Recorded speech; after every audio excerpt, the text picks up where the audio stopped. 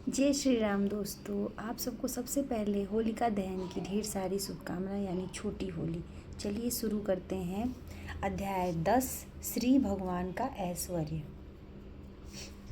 श्री भगवान ने कहा, हे महाबाहु अर्जुन, और आगे सुनो। चूंकि तुम मेरे प्रिय सखा हो, अतः मैं तुम्हारे साथ लाभ के लिए ऐसा ज्ञान प्रदान करूँगा जो अभी तक मेरे द्वारा बताए गए ज्ञान में श्रेष्ठ है।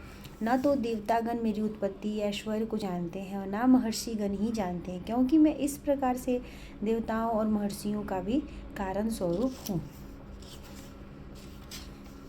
जो मुझे अजन्मा, अनादि, समस्त लोकों के स्वामी के रूप में जानता है, मनुष्यों में केवल वही मोह रहित और समस्त पापों से मुक्त होता है। बुद्धि, ज्ञान, संशय तथा मोह से मुक्ति, क्षमा भाव, सत्यता, इंद्रिय निग्रह, मन निग्रह, सुख तथा दुख, जन्म मृत्यु, भय अभय, अहिंसा, समता, तुष्टि, तप, दान, यश तथा अपयश, जीवों के यही विविध गुण मेरे ही द्वारा उत्पन्न हैं। सप्तऋषिगण तथा उनसे ही पूर्व 4 अन्य महर्षि एवं सारे मनु सब मेरे मन से उत्पन्न हैं, और विभिन्न लोगों में निवास करने वाले सारे जीव उनसे अवतरित होते हैं। जो मेरे इस ऐश्वर्य तथा योग से पूर्णतः आश्वस्त है, वह मेरी अनन्य भक्ति में तत्पर होता है, इसमें तनिक भी संदेह नहीं है। मैं समस्त आध्यात्मिक तथा भौतिक जगतों का कारण हूँ। प्रत्येक वस्तु मुझसे ही है उद्भूत है। जो बुद्धिमान यह भली भांति जानते हैं, वे मेरी प्रेमा भक्ति में लगते हैं तथा हृदय से पूरी तरह मेरी पूजा में तत्पर होते हैं। मेरे क्षुद्र भक्तों के विचार मुझ में वास करते हैं। उनके जीवन में मेरी सेवा में अर्पित रहते हैं और वे एक दूसरे को ज्ञान प्रदान करते हैं तथा मेरे विषय में बातें करते हुए परम संतोष तथा आनंद का अनुभव करते हैं। जो प्रेम पूर्वक मेरी सेवा करने में निरंतर लगे रहते हैं, उन्हें मैं ज्ञान प्रदान करता हूँ, जिसके द्वारा वे मुझ तक आ सकते हैं। मैं उन पर विशेष कृपा करने के हेतु उनके हृदयों में वास करता हूँ। ज्ञान के प्रकाशमान दीप के द्वारा अगण्य जन अंधकार को दूर करता हूँ। अर्जुन ने कहा, आप परम भगवान, परम धाम, परम पवित्र, परम सत्य हैं। आप नित्य, दिव्य, आदि पुरुष, अजन्मा तथा महानतम हैं। नारद, असित, देवल तथा व्यास ऋषि जैसे आपके इस सत्य की पुष्टि करते हैं, और अब आप स्वयं भी मुझसे प्रकट कह रहे हैं। हे कृष्ण, आपने मुझसे जो कुछ कहा है, मैं पूर्णतः सत्य मानता हूँ। हे प्रभु, ना तो देवतागण न असुरगण ही आपके स्वरूप को समझ सकते हैं। हे परम पुरुष हैं, हे सबके उद्गम, हे समस्त प्राणियों के स्वामी, हे देवों के देव, हे ब्रह्मांड के प्रभु, निसंदेह एकमात्र आप ही अपने को अपनी अंतरंगा शक्ति से जानने वाले हैं। कृपया करके विस्तार पूर्वक मुझे अपने उन दैवी ऐश्वर्यों को बताएं, जिसके द्वारा आप इन समस्त लोकों में व्याप्त हैं। हे कृष्ण, हे परम योगी, मैं किस प्रकार आपका निरंतर चिंतन हे परम योगी, मैं किस तरह आपका निरंतर चिंतन करूं और आपको कैसे जानूं। हे भगवान, आपका स्मरण किन किन रूपों में किया जाए। हे जनार्दन, आप पुनः विस्तार से अपने ऐश्वर्य तथा योग शक्ति का वर्णन करें। मैं आपके विषय में सुनकर कभी तृप्त नहीं होता हूँ, क्योंकि जितना ही आपके विषय में सुनता हूँ, उतना ही आपके शब्द अमृत को चखना चाहता हूँ।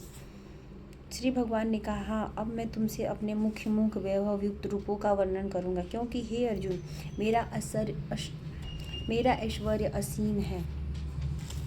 हे अर्जुन, मैं समस्त जीवों के हृदय में स्थित परमात्मा हूँ। मैं ही समस्त जीवों का आदि, मध्य तथा अंत हूँ।